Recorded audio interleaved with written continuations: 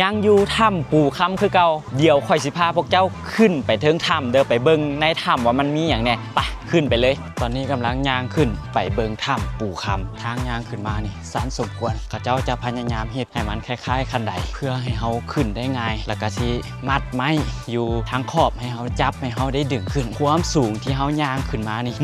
120เมตรเป็นระยะทางที่บ่ไกลแต่ว่ามันค่อนข้างสันถ้าไผที่บ่ระมัดระวังนี่อาจจะเป็นอันตรายได้บอนนี่แหละแม่นแห้งสันเลยสันที่สุดละขึ้นยากสุดละบอนนี่นะการขึ้นมานี่ค่อนข้างที่จะใช้พละกำลังสมควรในระหว่างทางที่ย่างขึ้นมานี่ก็สิเห็นนักท่องเที่ยวที่กับเจ้ามาขี่สลิงเป็นกลุ่มขึ้นมาเด้อถือว่าระยะทางที่ย่างขึ้นมานี่บ่เงียบเหงาเลยมีเพื่อนร่วมทางขึ้นมาตลอดเพียงแต่ว่าไปฮอดเข้าในถ้ำแล้วถ้าว่าจะมาคนเดียวเจ้าก็สิได้ผจญภัยคนเดียวแนะนำให้มาเป็นกลุ่มเด้อส่วนหลายบ่ค่อยมีดอกคนลาวส่วนหลายจะเป็นคนต่างประเทศหลายกว่าที่มาขึ้นเบิ่งถ้ำปูคำแต่ว่าขึ้นมาอยู่เทิงนี่อากาศนี่เย็นสบายขนาดเมื่ออยู่หอบอยู่ไผเอาน้ำขึ้นมากินกะทิมใส่กระตาขี้หญ้าเด้อเขาจะมีกระตาขี้หญ้า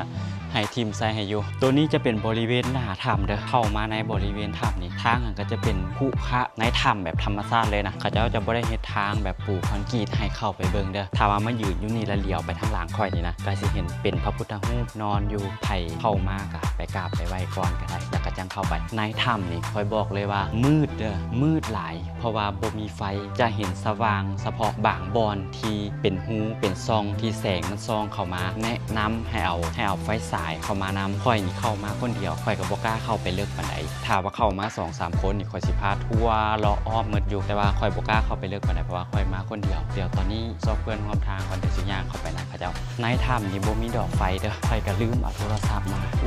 มืดหลายบ่ได้ค่อยต้องกลับไปเอาโทรศัพท์มาเปิดแฟลชเข้าไปก่อนเมื่อกี้นี่ค่อยเข้าไปในถ้ำแล้วแต่ว่ามันมืดหลายทางย่างเข้าไปนะตอนนี้ค่อยสิลงไปเอาโทรศัพท์ก่อนเพื่อเอามาเปิดแฟลชแยงไฟย่างเข้าไป